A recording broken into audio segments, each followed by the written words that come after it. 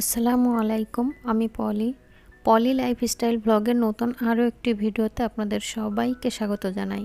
কেমন আছেন আপনারা সবাই? যে যেখান থেকে আমার ভিডিওটি দেখছেন আশা করি সবাই অনেক ভালো আছেন। আমরাও আপনাদের দোয়া এবং আল্লাহর রহমতে আলহামদুলিল্লাহ ভালো আছি। ভিডিওগুলো সবসময় চেষ্টা করি সকাল থেকে শেয়ার করার, তবে এখন যেহেতু ব্যস্ততার মাঝেই দিন কাটাচ্ছি, তো এ কারণে আজকের ভিডিওটি আর সকাল থেকে শুরু করিনি। সকালে ভিডিও করা হয়নি, এ কারণে আর শেয়ার করিনি। দুপুরে রান্নার আয়োজন থেকে ভিডিওটি শুরু করেছি।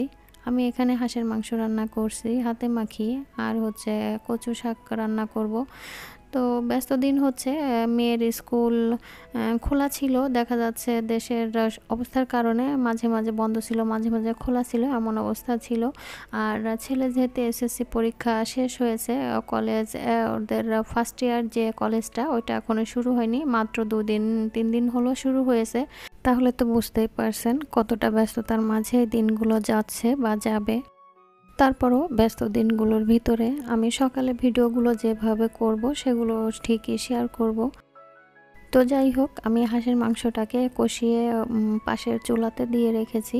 আর এখানে কচু শাক রান্না করার জন্য ইলিশ মাছের যে কাটা বা মাথা ছোট ছোট টুকরা করে আমি কেটে নিয়েছি। এটাকে হালকা একটু ভেজে তার ভিতরে কাঁচামরিচ দিয়ে দিয়েছি। কাঁচামরিচের সঙ্গে একটু মিশিয়ে তারপরে শাকগুলা দিয়ে দিব। তো শাকগুলা দেওয়ার পরে আমি একটু লবণ, হলুদ আর এর সঙ্গে অ্যাড করে দিব বেকিং সোডা। তো এই বেকিং সোডাটা দেওয়ার কারণ বেকিং সোডাটা দিলে চুলকাবে না, এই কারণে চুলকানোর ভয়ের কারণে বেকিং সোডাটা দেওয়া। তো দেওয়ার পরে একটু ঢেকে রেখেছিলাম। ঢাকনাটাকে সরিয়ে মাঝে মাঝে নাড়াচাড়া করেছি। আবারও মাংসটাকে আমি এই পাশে চুলায় নিয়ে এসেছি, আর শাকটাকে আবার ওই পাশে চুলায় রেখেছি। আর কচু শাকটা ভাজার আগেই আমার পেঁয়াজ আর রসুন কুচি এটা ভেজে উঠিয়ে রেখেছিলাম, হয়তো শাকের ভিতরে ফোড়ন দেওয়ার জন্য। আর মাংসটাকে যখন আমি সব মশলা মাখিয়ে একসঙ্গে বসিয়েছিলাম, আর ওরই সাথে কিন্তু আমি 2 ধরনের তেল ইউজ করেছি, রেগুলার সয়াবিন তেল আর সাথে কিছুটা সরিষার তেল। আর মাংসটা যখন বসিয়েছিলাম তখন আমি কলিজাটা উঠিয়ে রেখেছিলাম, কারণ মাংসর সঙ্গে যদি একসঙ্গে কলিজা দেওয়া হয় তাহলে কলিজাটা ভেঙে একদমই গুঁড়া গুঁড়া হয়ে যায়, মাংসের কালারটা একদমই নষ্ট হয়ে যায়। এ কারণে কলিজাটা আমি পরে দিয়েছি। আর দারচিনি, এলাচ, তেজপাতা, লবঙ্গ, গোলমরিচ এগুলো তো আছেই, তবে গোলমরিচ আজকে আর আস্ত দিইনি, আমি গুঁড়া করেই এখন গোলমরিচটা দিয়ে দিয়েছি। মাংসটাকে আমি ভালো করে কষিয়ে নেওয়ার পরে কলিজাটা দিয়ে দিয়েছি। মাংসটাকে সিদ্ধ করার জন্য আগে কিছুটা পানি দিয়ে আমি কিছু সময় রান্না করে নিয়েছি। তো পানিটা যখন শুকিয়ে এই পর্যায়ে এসেছে তখন গোলমরিচটা দিয়ে দিয়েছি। গোলমরিচটা দেওয়ার পরে আরও কিছু সময় এভাবে কষিয়ে নিয়েছি। মাংসটাকে এভাবে অনেক সময় ধরেই আমি কষিয়ে নিয়েছি। তারপরে এর ভিতরে কিছুটা আলু অ্যাড করে দিয়েছি। মাংস রান্না করব, আলু না দিলে তো হবেই না। আমার বাচ্চাদের আলু খুবই পছন্দ, যে মাংসই রান্না করি না কেন আলুটা আমার অবশ্যই দিতে হয়। শাকটার গায়ের পানিটা যখন শুকিয়ে গেছে, কিছু সময় ভাজা ভাজা করেই আমি এখন পেঁয়াজ আর রসুনের কুচি করা যে বেরেস্তাটা রেখেছিলাম সেটা দিয়ে দিয়েছি, ফোড়ন বলে আর কি। আর এদিকে মাংসটা আলু দেওয়ার পরে কিছু সময় কুক করে নিয়েছি। তারপরে কিছুটা রসুন অ্যাড করে দিয়েছি, ভালো করে বেশ কিছু সময় কষিয়ে তারপরে ঝোলের পানিটা দিয়ে দিব। তো অনেক কথাই বলে ফেললাম, আমার পুরনো কথাটা আপনাদের মাঝে নতুন করে আবার বলি। যদিও পুরানো, কিন্তু কথাটা কিন্তু খুবই মূল্যবান। তো যারা এই মুহূর্তে আমার ভিডিওটি দেখছেন তারা প্লিজ ভিডিওটিতে একটা লাইক দিয়ে কন্টিনিউ করবেন। আর যারা নতুন আমার চ্যানেলে আজ প্রথম ভিজিট করছেন তারা চাইলে চ্যানেলটাকে সাবস্ক্রাইব করে পাশে থাকা বেল বাটনটি প্রেস করে আমার পাশেই থেকে যেতে পারেন। মাংসটা অলরেডি রান্না করা শেষ। আমি কিছুদিন আগে একটা মশলা গুঁড়া করেছিলাম, সেই মশলাটাই উপর থেকে একটু ছড়িয়ে দিয়েছি। তবে রান্নার মাঝেও একবার একটু দিয়েছি, যেটা করি আর কি, রান্নার মাঝেও একটু দিই আর লাস্টে এসেও এইভাবে ছড়িয়ে দিই। তো আজকেও সেটাই করেছি। এই মশলাটা দিলে হয় কি, অনেক সুন্দর একটা ঘ্রাণ আসে। দুপুরে রান্না শেষ করেই আবার সাথে সাথে রান্নাঘরটাকে আবার একটু ক্লিন করছিলাম। রান্নাঘরের যে নেট আছে, থাই গ্লাস আছে, গ্রিল আছে, এগুলো একটু পরিষ্কার করছিলাম, সাথে অ্যাডজাস্ট ফ্যান এবং চুলা। তো আগের দিন দেখিয়েছিলাম বাসা ডিপ ক্লিন করেছি, সেদিন তো একা পেরেছি, একা একাই করেছি সব। আর বলেছিলাম যে যুদ্ধ চালিয়েছি বাসায়। তবে যুদ্ধ কি আর সবসময় একা হয়, আজকে আপনাদের ভাইয়াকে নিয়ে যুদ্ধটা শুরু করেছি। তো আমি যখন পরিষ্কার করছিলাম সে এসে বলছিল যে এভাবে না এভাবে করো তাহলে সুবিধা হবে। তো বলছিল যে সরো আমি দেখিয়ে দিই। তো সে কিছুটা করছে আর বাকিটা আমি করেছি। তো সে থাই গ্লাসগুলো আর গ্রিলগুলো পরিষ্কার করে দিয়েছে আর অ্যাডজাস্ট ফ্যানটা তো খুলে দিয়েছে। আমি অ্যাডজাস্ট ফ্যানটাকে পরিষ্কার করেছি আর হচ্ছে চুলাটাকে পরিষ্কার করেছি।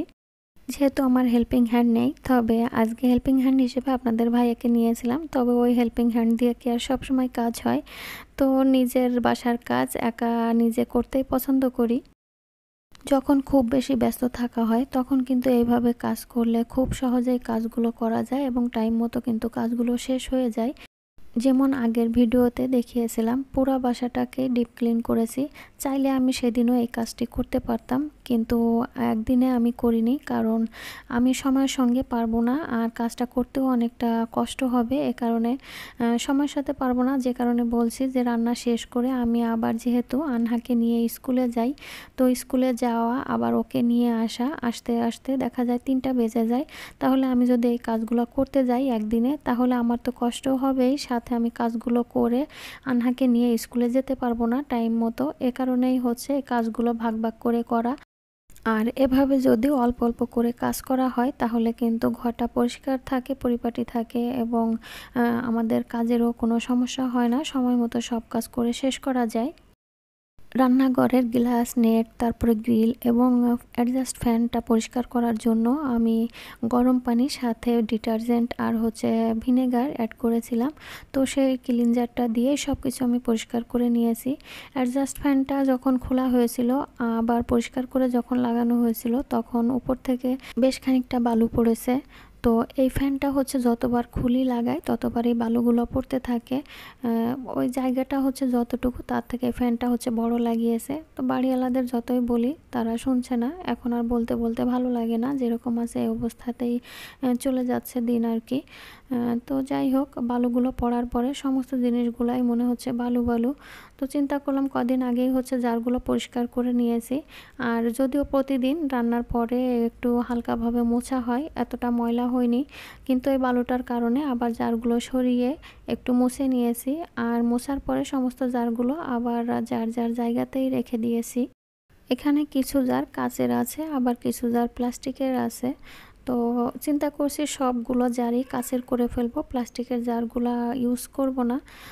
তবে আস্তে আস্তে করব আর কি, কারণ এই যে যে কাচের জারগুলো আছে এই জারগুলোতে যদি লবণ আর হলুদ রাখি আমার মনে হয় যে ঢাকনাগুলো নষ্ট হয়ে যাবে।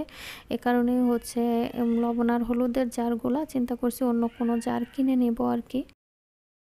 যদিও ভিডিওতে আমি কোনো আপুর কমেন্টস পড়ি না, খুব কম সময় হচ্ছে পড়ি, যখন দেখি খুবই জরুরি এটা না পড়লে নয় তখন সেটা পড়ি।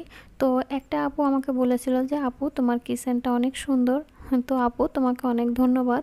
জানি না আমার কিচেনটা সুন্দর কিনা, ছোটোখাটো একটা কিচেন, তবে সুন্দর করে রাখার চেষ্টা করি আর কি। আমরা যেহেতু মহিলারা সবাই কিন্তু সবার যার যার ঘরটাকে সুন্দর করে তার সামর্থ্য অনুযায়ী গুছিয়ে রাখার চেষ্টা করে। তো আমার এই সুন্দর ছোট এই কিচেনটা এই ছোটোখাটো জিনিস দিয়ে যে সাজিয়ে রাখা, এটা যে তোমার কাছে অনেক ভালো লেগেছে এটাই আমার কাছে অনেক বড় পাওয়া আর কি। তোমাকে অনেক ধন্যবাদ।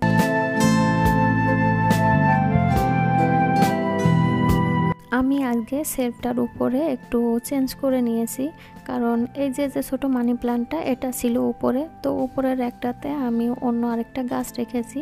তবে এই গাছটার নাম কি আমি জানি না, বলতেও পারবো না। তো যারা চেনেন বা জানেন নামটা আমাকে জানাতে পারেন।